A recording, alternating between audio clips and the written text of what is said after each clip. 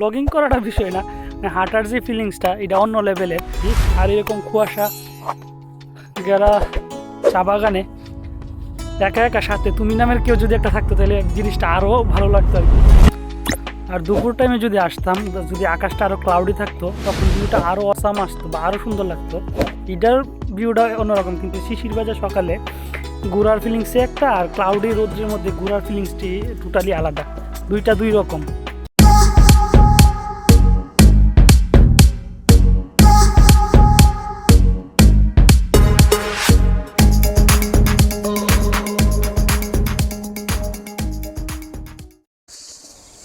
So hey guys, welcome back to my another brand new video. আর আমরা এখন আছি হচ্ছে রানীর বাজার চা বাগানে। বিশেষ একটু ফ্রি টাইম যখন পাই তখনই ভিডিওটা বানানোর চেষ্টা করি বা ভিডিওটা দেওয়ার চেষ্টা করি আর কি। তার মধ্যে এই ভিউটা, এখন যে ভিউটা আছে এইরকম রাইডিংয়ের মধ্যে, সাথে বাইক আর সাথে যদি একটা প্রিয় মানুষ থাকতো তাহলে হয়তো বা জিনিসটা আরও সুন্দর লাগতো। এখানে একটু বালু আছে, একটু সেফলি যেতে লাগবো। জাস্ট ভিউটা আপনাদেরকে একটু দেখাই। আসলে সকালবেলা ঘুম থেকে ওঠা হয় না, আর যদিও আজকে অলরেডি 9টা বাজে, 8:45 বাজে, এখনো পর্যন্ত সূর্য আমার দেখা নাই। এইগুলো হচ্ছে আশেপাশে যা দেখতেছেন সব হচ্ছে চা বাগান আর কি।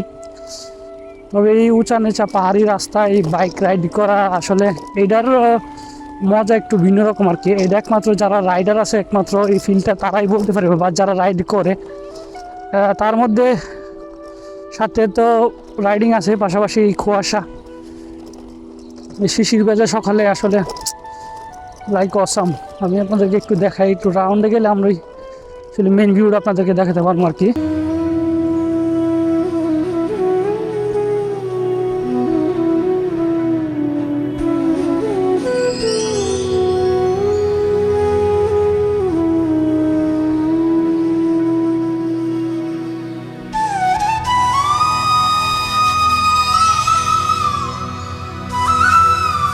গ্রামের রাস্তায় এই জিনিসটা আসলে অনেক সৌন্দর্য।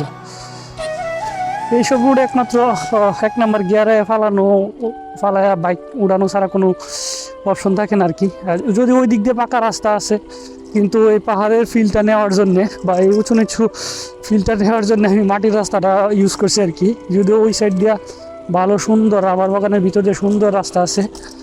আর হ্যাপি নিউ ইয়ার উপলক্ষে এদিকে আসা, তো এই যে এইরকম থাকে আর কি, গ্রিন কালার। এই যে গাছগুলো দেখতেছেন মোটামুটি এরকম গ্রিন থাকে। এদিক দিয়ে যাওয়ার তো মনে রাস্তা নাই ভাই।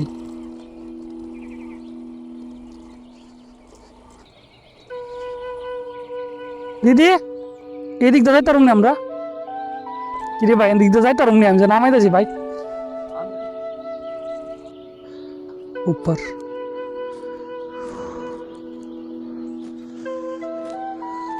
ভাই আমার মাথা ঘুরাইতেছে না,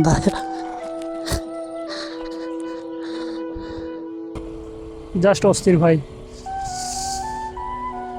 ওটা জাস্ট দেখার জন্য আসছিলাম। অলরেডি আসলে এই গাছগুলা মানে আগাগুলি কাটা দিচ্ছে, হয়তো বা শীতের সময় চা পাতাটা এত ভালো হয় না আমার যতটুকু জানা। নতুন পাতা গজানোর জন্য এই পাতাগুলি মানে কাটা দিতে হয়। অলরেডি চা পাতা বাগানের ডালগুলি কাটা দিছে, যার কারণে একটু মানে ডার্কই দেখা যেতেছে। কিন্তু এটা যখন ফুল গ্রিন থাকে বা এটার যে ভিউটা, বা যদিও নতুন গাছ দেখাইতে পারতাম, তো এখন যেটি দেখতে পাচ্ছেন এটা পুরো ডার্কই হয়ে গেছে, কারণ এর আগার মানে ডগাগুলি পুরাই ছাঁটাই করে দিছে আর কি। নতুন পাতা গজানোর জন্য এইগুলা করা হয় আর কি।